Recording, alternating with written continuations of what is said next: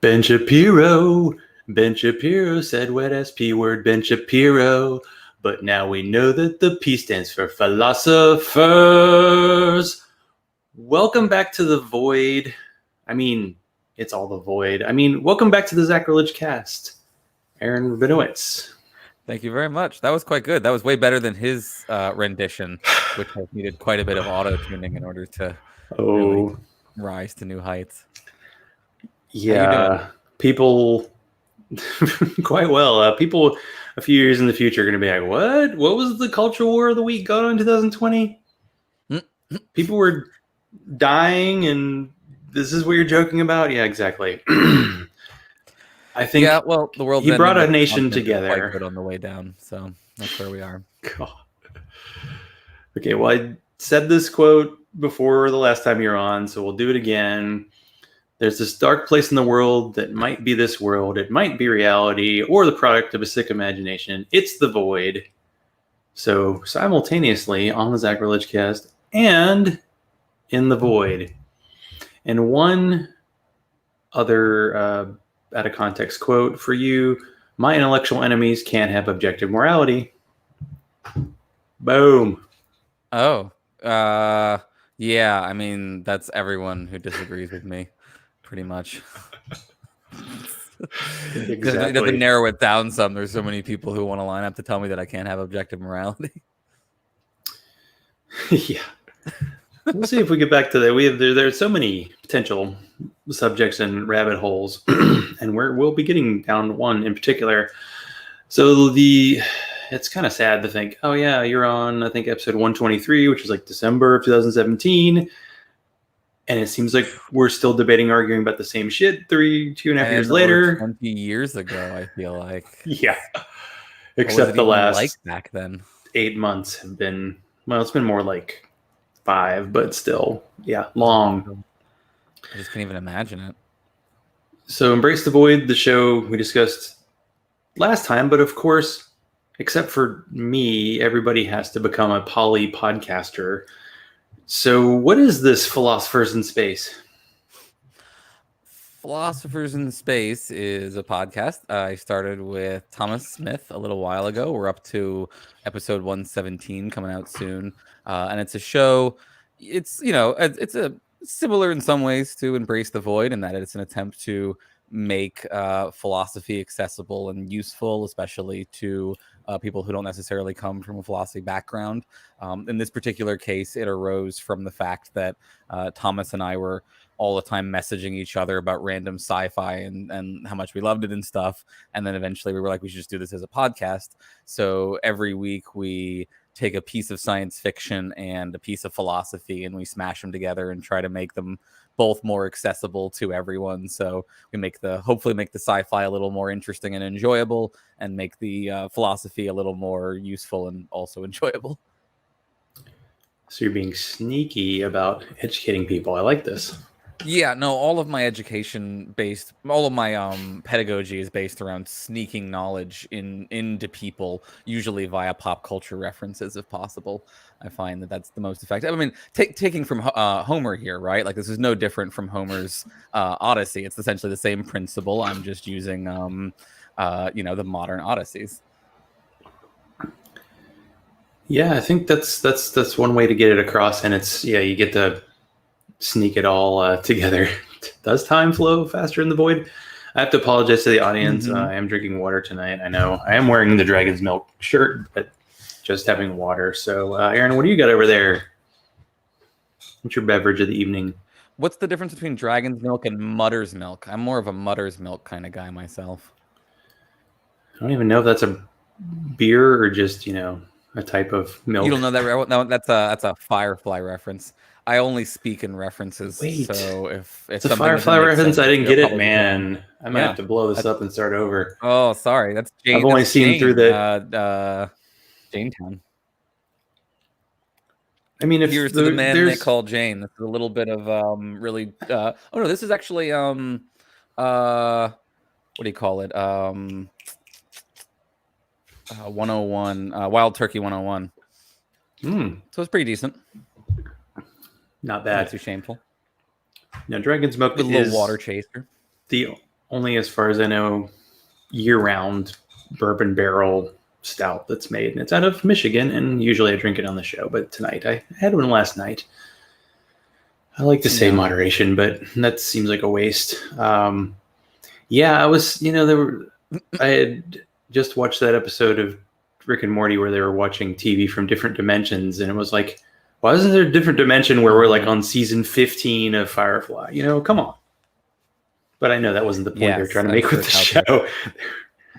There's an alternative version of that I love very much from Sandman, which is getting adapted into a series, hopefully. In Sandman, there's the library of unwritten books kept in the land of dreams, and it has all of the the greatest works never completed by famous authors and such. So you could imagine that would have a DVD section that would include the complete series of Firefly. Oh yeah, I think, and I have to remember the name of it. There was a book, and it was like a time travel alternate history where the guy was able to like go back in time and like save Jimi Hendrix from killing himself, so he got to like record another album, and it was about like what kind of music he would have produced if he hadn't died, and that kind of thing. So I do love alternate history. See, that's why you're awesome. But in this version of reality, so you met Q with Thomas Smith and started a podcast, and he only does like 300 podcasts a week. Don't know how Sure. And 2 kids, right? He has pretty young, I think. Anyway, but the secret is that he shows up. Do you still? No, he's wonderful. He's great. Did you move to New Jersey so that you and Thomas Smith could do a duel about how you have very different opinions on Hamilton? On Hamilton, we could, if we could ever manage to be in the same place again. He was here for a live show, and I just happened to be out of town at the time. And despite the fact that we've been working together for pretty much multiple years now, I think, right? We've never actually met in person, so that's getting to the weird level of internet friendship at that point. And then our attempts, we were actually, the most fucking annoying part is that we were going to meet in Phoenix for the American Atheist Convention. Oh yeah. We were going to have a table, and I have a bunch of stickers that are sitting here that are Embrace the Void stickers that I was going to hand out to people, and then nothing. Shut down. Canceled. So that's my pandemic not getting to do a thing story. Does that qualify as cancel culture? Like everything got canceled pretty much in terms, in a few years people are going to be like, what were conferences? What was that like?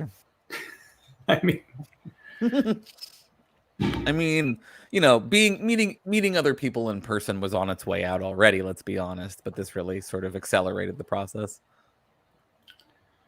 Yeah, I was already a pretty solid homebody before this, and now it's like, oh yeah, I gotta go to the grocery store because we can't get anybody to deliver paper towels, and that's about it. And of course, liquor store, those 2 places. That's about it. Filling your car up with gas once every 5 months is nice. I like that part of it. Sure. Yes, I like getting to do all of my work remotely, except for I miss being in the classroom with the students. I really love teaching in person, and I made it work relatively well as I think is generally speaking functional for the online, but it's just not, it's not the same, unfortunately. Yeah, I bet that's going to be a tough one. You can't have the immediate direct exchange. It's just so hard.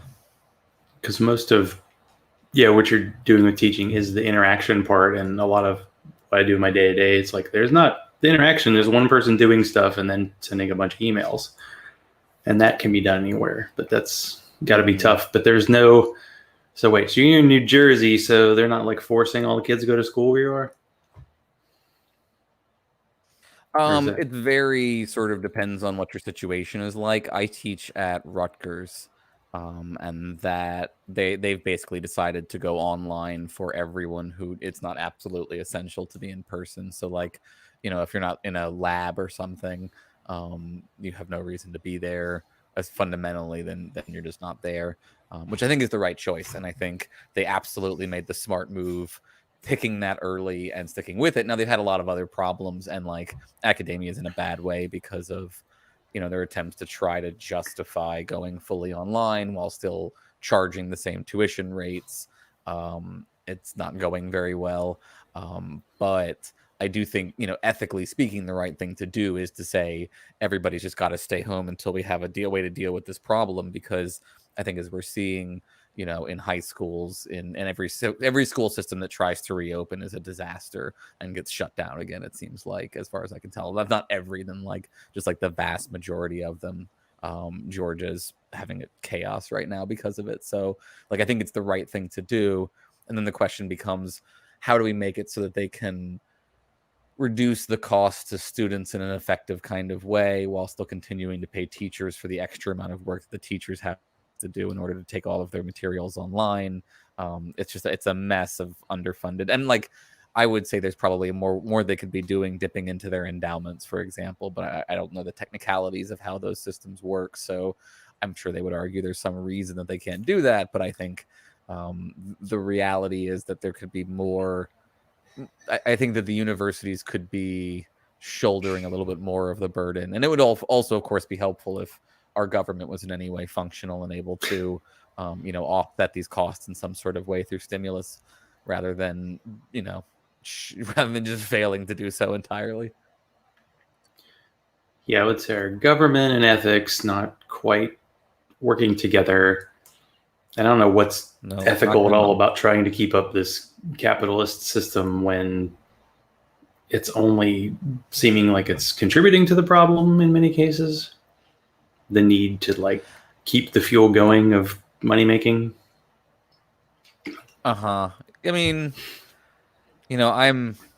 I'm not against liberal regulated capitalism in principle, as long as it's actually effectively regulated, and as long as it's balanced with socialism and democratic kinds of socialism in the forms of universal public healthcare and universal public access to education and other fundamental goods.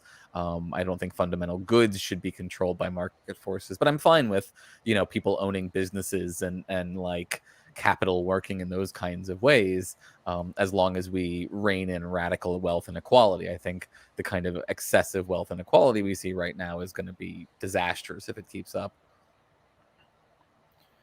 I'm going to actually go to the chat room. So Jeannie had a question. Do you have any thoughts about what to do with the largely unoccupied facilities at the university? That's a good question. I mean, there's been interesting discussions about like, why aren't we repurposing these spaces, for example, for homeless individuals as a way to cut down on people sort of living hard on the streets during a pandemic, which can increase the risk of people transmitting the disease by sort of being in contact with other people unnecessarily. So that could be one particular use. There's been some other interesting sort of discussions on like, so like one thing that I think is really important if we're going to talk about like COVID and various kinds of education is that I think a lot of times we get this sense where it's like all or nothing for all levels of education. Like we're either talking about throw open the doors versus like there's a lot of, I think, really good nuance that people have raised about ways that we could strategically invite certain individuals back in a way that would sort of maximize the benefit of doing so. So at the university level, some universities have looked at trying to bring back, freshmen or like portions of the freshman class or something like that. I think it would be valuable for them to be looking in terms of like individuals who have particular hardships where it's very difficult for them to be at home because of the home situation, that they could be sort of, even if they're still taking their classes remotely, being on campus, it seems like, is better for some people for their educational attainment. And if they could spend time sort of zeroing in on which people would actually legitimately benefit in that kind of way, I think that could be valuable. This is sort of comparable to, I heard somebody arguing, I think this is a really cool point, that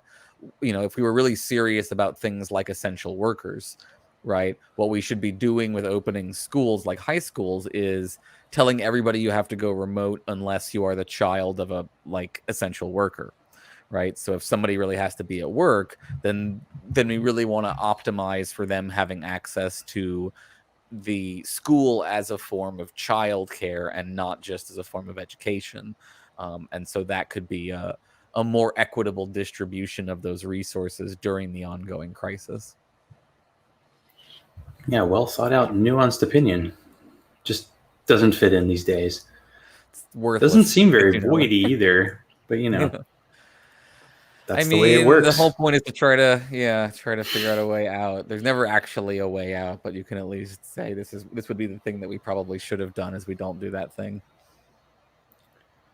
All right, there may be more TV show questions, but I'll ask one, since you kind of talked about the idea behind Watchmen as a show that came and went, was like a reboot, and at first you were a little confused by the show itself. Oh, I was all in on the Are you beginning of the happy show. with the way it turned out? And are you kind of, what are your thoughts about them saying, all right, one season and done? Because right now, that's, the word is that, Watchmen, the HBO version was a 9-episode season that came out. And they say that's it. That's the end of the story. We're fine with cursing on this show, right? Yep. Yeah, no, the show's fucking amazing. I mean, it's like easily one of the best things HBO has ever put out. Like, it's brilliant. It starts off strong and stays strong. I like the way that it ends, and I think it's a good choice. Even though I will miss the show, I think it's smart of them to cut it off as a 1-season arc. I think it's just a very strong arc, and I think it would be very hard to recapture what they found in that first season in a second season. So even though it would be enjoyable to watch, I would rather them have nailed that 1 season than have them like try to stretch it into 2 or 3 seasons that sort of don't do as much with it ultimately. So I think it was really good. And I will say, for folks who enjoyed it, should be getting really excited about Lovecraft Country, which I think is going to be like, rather than having another season of Watchmen, what I'm super stoked about is that we're now doing Lovecraft Country, which is one of the best books that I'm almost done with it. I've been reading it recently. It's one of the best adaptations of sort of the weird mythos behind Embrace the Void and our tentacle, our love of tentacles and whatnot. Oh, I totally forgot about the whole, the squid aspect of. Oh yeah, well, the Watchmen it's not show. all about the tentacles. The tentacles are important, but it's not all about the tentacles. No, they're just a key part of it, but it's not just. They're not the only key part. I mean, calamari is just the appetizer, people. It's not the entree. Come on. Right. I'm sure that's what you meant. I don't know if you're familiar with Lovecraft Country. It's. I know the show's coming out, and my wife's reading the book and says it's really good, and I think it's. Coming out this month, HBO, right? Set in the Jim Crow era, kind of, is it like the 50s, 40s South? Yeah, like 50s, post-World War II, or I think it's 50s, I think it's 60s maybe. I don't remember exactly. But it's still in this sort of like heavily racist, like even more racist than things still are now. Like, like really openly, like dangerous, like I don't know how to say it in a way that doesn't like I have to keep caveating more so than now, right? But like way more so than now, and like the story does a great job of using that to talk about the fact that H.P. Lovecraft was a giant fucking racist, and that like a lot of the greats, like a lot of the people that we love who are these beautiful, like created really important art. And like I stand by, I can get canceled by the woke folks for this, but like I do think this is valuable art that shouldn't be like done away with. Not that I think that anyone's actually trying to cancel H.P. Lovecraft, but I love taking that stuff and then taking it to task for its racism by doing this kind of story where the main characters are people of color, inverting the tropes of the Lovecraft universe while giving just a giant loving middle finger to this racist fuck and this beautiful mythos that he created. It's a lot of fun. It's very clever. I highly recommend folks read the book before the show comes out, because I think it'll have a lot of stuff in it that will be even more fun if you have that stuff, I think. Well, I had a good question from Jeannie. Her head's gonna explode because usually I ignore all of her questions, but 2 in 1 episode. So this would be, I guess this could fit for like a book or a TV show, something that's science fiction that you thought was going to have more to offer than it actually did once you gave it a philosophical hard look, which of course, that's just your regular look. Anyway. Yeah, it's like all the things. So I'm like, where have I come back round to something in that way? Oh, I don't know. That's hard. I mean, because it really is that like, as Thomas will always make fun of me for on Philosophers in Space, I'm always like third eye wide open, squeegeed, like tying all the multiple Jungian symbols together from the get-go. So I don't know if there's one where I really like sold it short the first time and then was like really into it the second time. One of the first time I'll we have to think about talked, I think the first season of The Man in the High Castle was out. Did you get into that show at all, or did you just give up because it's? I mean, the book is such a. I'll be honest. Yeah, I watched the whole thing and you didn't miss a lot. There were moments, but boy, for 4 seasons, 40 episodes, whatever, they needed a lot more. Yeah, I mean, it's always this attempt to take Philip K. Dick's material and stretch it and stretch it and stretch it. And I just think 9 times out of 10 it doesn't work. And I think I also feel like Amazon has generally been fairly miss with their adaptations of science fiction material. They also had the Electric Dreams Philip K. Dick short stories series, most of which were fairly mediocre in my opinion. Like I think the strongest one was the one we did, which was Autofac, and even that took substantial liberties with the story in a way that I think actually weakened the story somewhat. So you're okay with like diving into a show, maybe even if you think you like the source material, maybe it's not being adapted as well, but you want to still go through and be a completist with something like the Philip K. Dick, because I think you talked about this coming up in 2018. Yeah. I mean, I'm a devotee of Philip K. Dick in particular, so I will sort of work my way through most adaptations of his work. I think I'm trying to think of any of his stuff that I haven't seen the adaptation of. But I think, I can count on one hand probably the really worthwhile, watchable Philip K. Dick adaptations. It's basically A Scanner Darkly and Total Recall. And, folks like Blade Runner. I think it's not great. Actually, I think it's fairly overrated. Minority Report is not terrible. I mean, Minority Report has the fatal flaw that a lot of Philip K. Dick movies have, where they stretch it by putting in just absurdly unnecessary action sequences, which really often don't fit with the tenor of Philip K. Dick stories. So, everyone should just go watch Scanner Darkly. That's really the one. That's the golden child. That's the one, and you might as well, with so much content out there, it's tough sometimes to parse your way through. And of course, there's so many. Yeah, and if anybody's let me just actually say, since we mentioned Lovecraft before we give up on that fucking racist, there's a version of The Color Out of Space that has Nick Cage in it that came out recently that is actually quite good. And it's Lovecraft, like Philip K. Dick, often actually doesn't adapt as well because of the peculiarities of his style. But I think that is probably the best H.P. Lovecraft direct adaptation out there. Wow, Nicholas! I mean, come on, he's always he's so good, entertaining in different ways. And he makes some very weird choices in that movie that I think are excellent. But it's a really interesting movie. Also one where I'd recommend reading the short story first. For the most part, it's on the low end of the H.P. Lovecraft is a fucking racist spectrum of short stories by him. But it is, also one of, I think, the more mature, robust of his short stories. So. Well, I'll have to check it out, and I've written that one down, so I got it. Okay, so the problem with talking to me is you're going to get a list of things that I know. watch or so much content. Something. I tend to think that like the best thing to do in life is mostly just to amass references and then share those references with other people, because shared references seem to me to be the closest way to actually knowing another person's mind. That's true. That's true.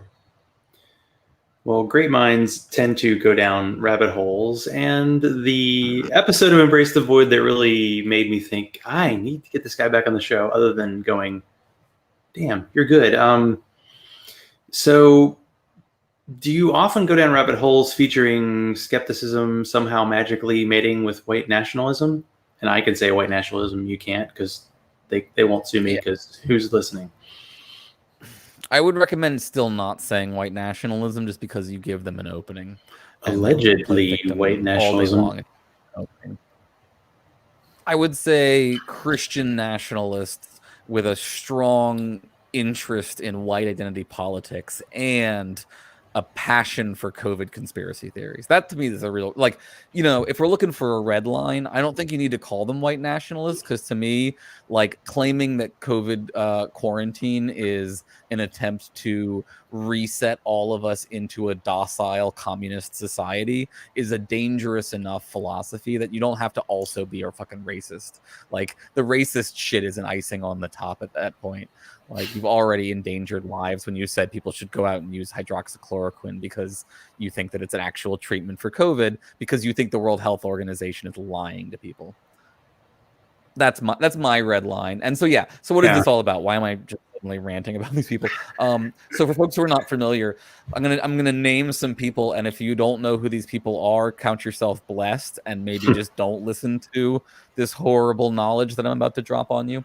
But there's this thing online. There's this group called I guess we call them the Sokol Squared people, or the grievance hoaxers, or these folks are named James Lindsay, Peter Boghossian, and Helen Pluckrose. And these three individuals have made their bones on attacking woke social justice, critical theory, postmodern neo-Marxist. They have a lot of names for the things they don't like. And they've sort of built this whole cottage industry around promoting, you know, critiques of these views. And again, you know, I will say, as I've talked about it many times on my show, these are views which are worthy of critique, just like every other philosophy in the world should be critiqued.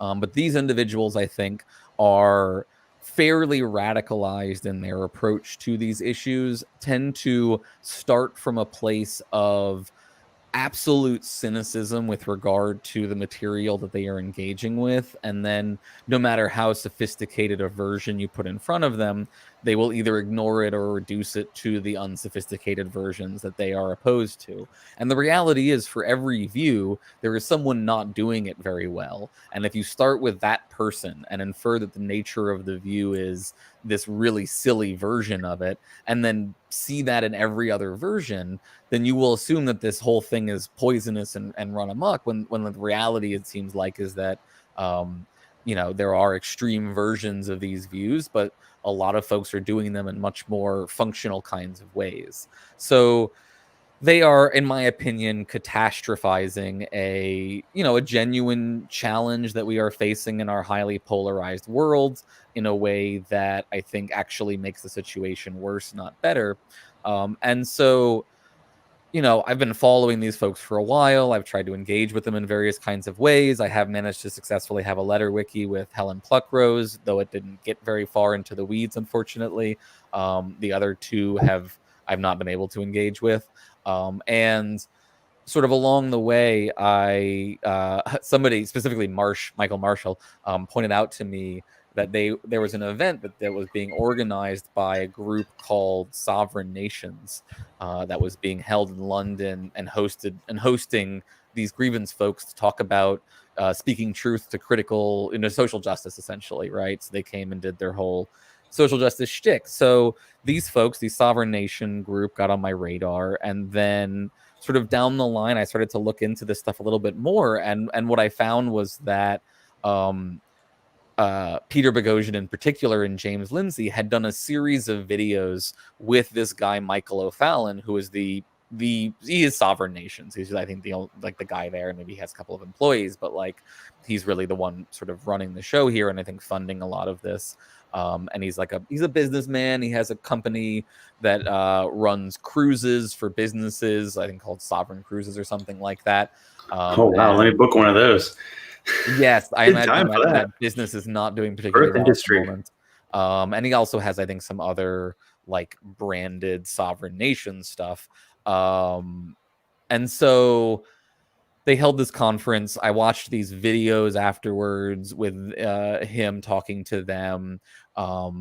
And I like looked into this guy some more. I was sort of looking at his Twitter feed, and what you find when you go to the Sovereign Nations website is pretty quickly you realize that like the nation part is for nationalism. They're very strongly pro-nationalist, and like specifically in a sense of anti-globalist, and specifically in the sense of being really concerned that George Soros in particular is engaged in a massive globalist conspiracy to try to control everyone and turn them towards a liberal agenda. So like, you know, think of all the major kinds of anti-globalists. Like he's sort of dabbled with just asking questions about Bill Gates and his desires with the World Health Organization. Like he's Yes. really Tracking. in there. Yeah. Was it the tracking vaccinations? Yeah, or trying to reduce the population. He doesn't say exactly what he like in the tweet that he says about it. It's sort of a more like, you know, why is the World Health Organization, you know, interested in what Bill Gates, a non-epidemiologist, has to say about any of this kind of stuff? Again, dog whistling towards larger conspiracy theories in that particular case, as opposed to more explicit conspiracy theories like the World Health Organization is lying to you about hydroxychloroquine. So that's to me, again, I lay these things out because to me those are red lines. Like if I was going to interact with someone, if I was going to collaborate with them, if I was going to get into business with them, for example, right, and I found out that they were COVID denying conspiracy theorists, right, I would not get into business with them. I think there's an ethical line there that there's no, like, unless you have a real necessity to cross that line, right? Like unless your choice is the end of the world or something like that, right? And James Lindsay, to his credit, I think genuinely thinks that this is the end of the world if this isn't addressed. So I guess in his defense, he really is willing to make a deal with someone who seems to me very far to an extreme position. And so what I found out ultimately, and this was passed along to me by the Twitter handle is called The Reckoning 2020. And this is a private individual who wants to remain anonymous, who's also been following, you know, this group for a while, sent me public records showing that the relationship between Michael O'Fallon and these folks goes way beyond just these couple of videos that they did together and this one conference. It turns out that Michael O'Fallon is running their business. He owns New Discourses, which is James Lindsay's new, you know, website where he promotes all of this anti-woke conspiracy theory. And like it really is conspiracy theory stuff. There's a podcast video that they did together called the Alchemy Podcast or something like that, where, you know, they get into this idea that health equity as a concept is going to lead to white people being denied treatment in favor of people of color, in a very similar kind of conspiracy to Sarah Palin claiming that, you know, Obamacare is going to lead to death panels and the rationing of care against the elderly. And like, rather than have a sophisticated conversation about the nature of rationing and healthcare, they're interested in scaring white people into thinking that if we don't get a control over the situation, we're going to be prevented from getting medical care. And I think that is an incredibly dangerous kind of conspiracy theory to be putting out into the world. And so that's up on the New Discourses website. Now, if you look at the New Discourses website, nowhere does it say this is owned by a right-wing Christian nationalist, COVID denying conspiracy theorist. You have to go to the public records and find that, but it's true. And I think it's undeniable that it has an impact on what James Lindsay is up to. I think like he's being funded to do a kind of performance art, and he fully admits on Twitter that what he is doing is performance art, that he's interested in ginning up conflict about this particular issue. And I am someone who thinks if we're going to make progress in the world, there needs to be synthesis between, views that say social justice has gone a little too far and views that say we need to be doing a lot more work on the social justice front. I think there is a common ground there, but I think these people are repeatedly poisoning the well in a way that makes it impossible to progress towards that synthesis. Well, do you think there's, I don't know, you say that the performative side of it, is it just cynicism? I mean, this is something that always happens in the community with like kind of atheists is like, well, why can't we work with progressive Christian groups to get things done? And then you say, well, look who, like, to further the so-called people's goal of getting rid of all SJW type activity, they're willing to work with Christian nationalist groups. Yeah, but I just is think there's that, a fundamental. I mean, is I it, think that, I don't know. I don't know if there's I a think there's a question. fundamental.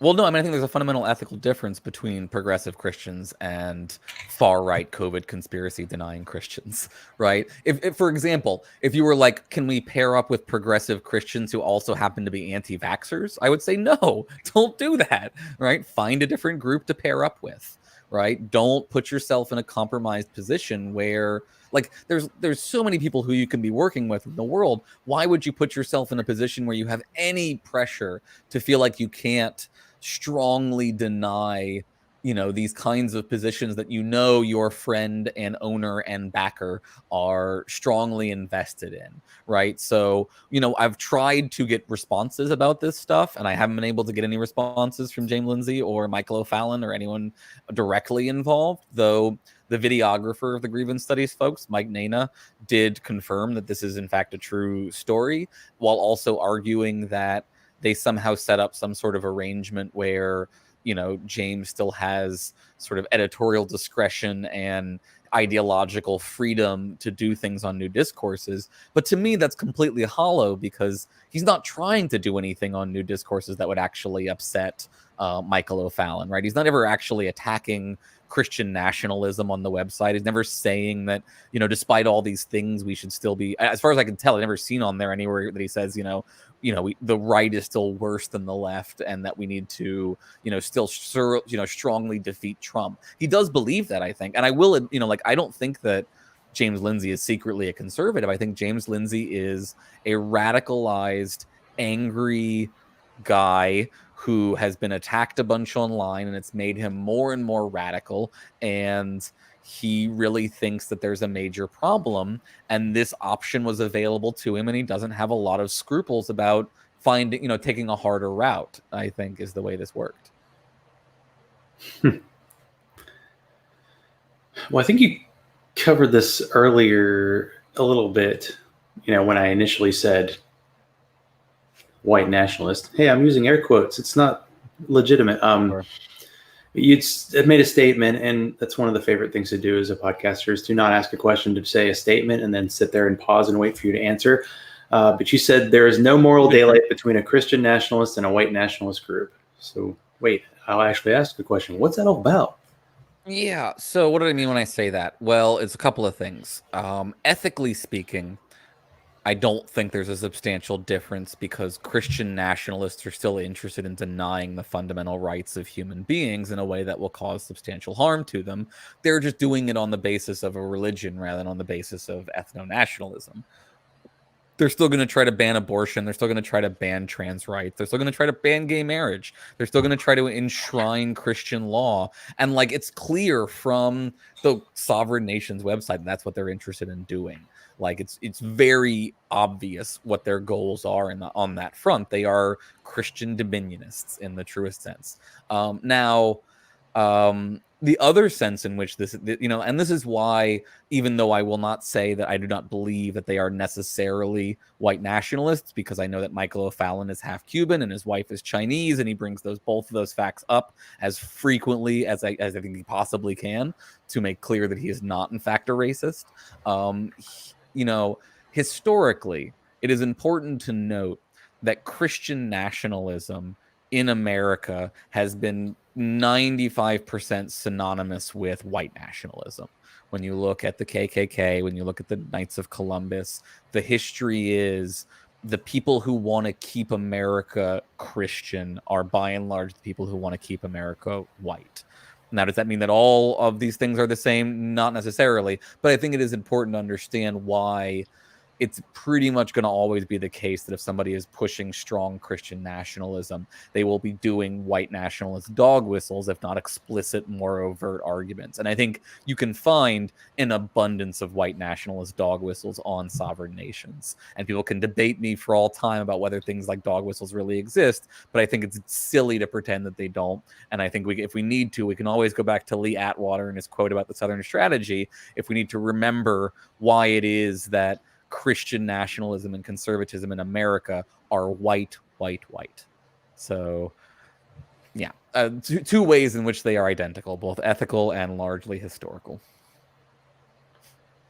And you mentioned dog whistles. I mean, a lot of the terms that are used, I think if you ask someone on that side to define them, they might have trouble, but they certainly can identify neo-Marxist, postmodern, pseudo-intersectional, globalists, moral subject legislation that leads to the mass genocide of the unborn. Ooh, the mass genocide of the unborn. I like that. There you go.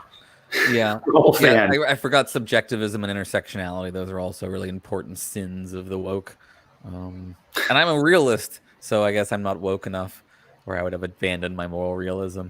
They have a lot of buzzwords, and like, to their credit, and I guess to the credit of Michael O'Fallon, who's been, I think, supporting them substantially for some period of time, they have boned up somewhat on their reading. So they have a book coming out soon, Cynical Theory, which I'm going to have an episode coming out this week on a review of that book. They have, I think, done some work in developing their genealogy of concepts like postmodernism. I think it's still sort of fairly inadequate. And then, like, when they get to the modern stuff, it just becomes downright inaccurate. Like, I think they just outright misread or mischaracterize a lot of key thoughts in the views that they are attacking in such a way that it makes them sound much dumber than they are. But of course, when you attack a straw man in that kind of way, it's very easy to burn it down, and it doesn't do any value to anybody.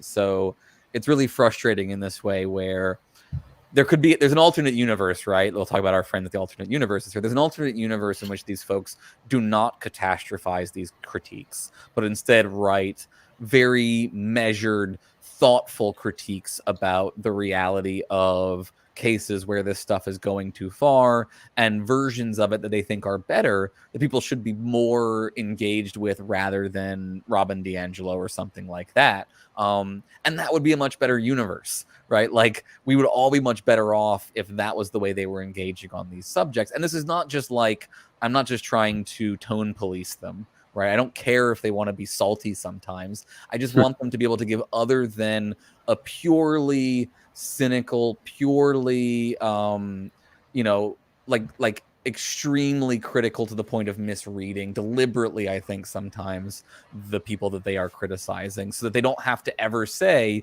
here's a good point, or here's something that's important that we should compromise on. Because I do feel like they've gotten to a very zealous kind of holy war place with the way that they are approaching this issue.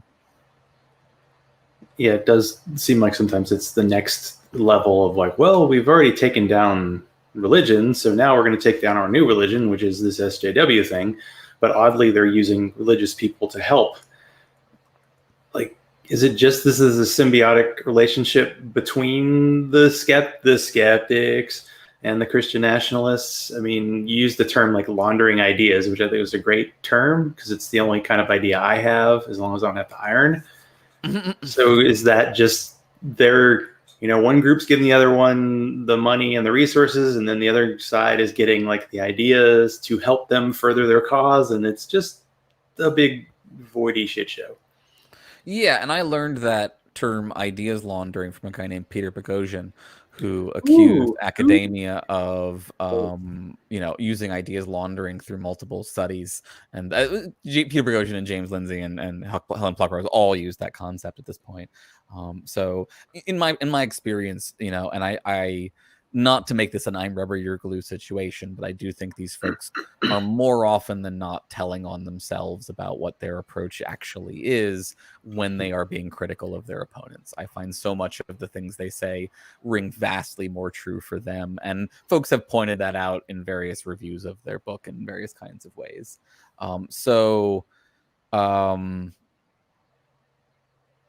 Yeah, sorry. What was the other thought you wanted to ask there? Well, I do think in this era, it seems like this is the golden age of, accusing people of doing what you're doing. So that's working. That's what's happening. I mean, it's unfortunate. I would much rather see this de-escalated, but I think, if they're gonna play this game, or they're gonna pretend like, it's totally unreasonable to worry that they are ideologically captured by the right at this point, since that seems to be sort of predominantly who they are mostly catering towards. How do we resolve that issue? And so, okay, the other thing, sorry, I remember now, the other thing you wanted to talk about was the religion thing, which I think is important. They have sort of taken up as one of their recent talking points that woke social justice is a kind of cult or a religion. Other folks have brought this up as well. I think it's a particularly weak approach, and I think it kind of smacks of the kind of new atheist attempts to critique their opponents in somewhat lazy kinds of ways sometimes. So I think, I think it's false to say that social justice is a religion. I think it's true to say that social justice can be practiced in religious ways, but I also think it's true to say a lot of things can be practiced in religious ways. And while I think ethics can often tend towards extreme, has the risk of extremism, I think it's unhelpful to just try to write all of this off, because what they often mean when they say that social justice is a religion, what they mean is that it doesn't take seriously evidence, and that it doesn't allow for criticism and stuff like that, which just isn't true. And so it's smuggling in a bunch of critiques without actually having to defend them effectively, I think. I don't know. I constantly get the circular firing squad comments when I say anything bad about somebody in the community. You get that, but I think I would prefer to be in a. I've gotten it for sure. The whole Silverman thing. The Silverman thing was happening, and I was like, "Yeah, this is probably not the kind of person who should be leading." And then it's like it's like you're doing a circular firing squad, and it's like, well, I think if anyone needs to be critiqued, it's leaders, and it should be legitimate and nuanced, and it should be a two-way street. There should be a conversation, and everything should be critiqued, and that's okay. But then everything gets so extreme, and people end friendships over these things, and that to me is not the end of the world. If someone who wants to defend Silverman wants to have a conversation, I'm happy to have a conversation with them. His recent tweet about how he's seriously considering voting for Trump because he thinks that the Republican or the Democratic ticket is somehow too far left, I think is indicative of the level of grift that these people are trying to attempt. That to claim that woke is run amok in a situation where Joe Biden and Kamala Harris are our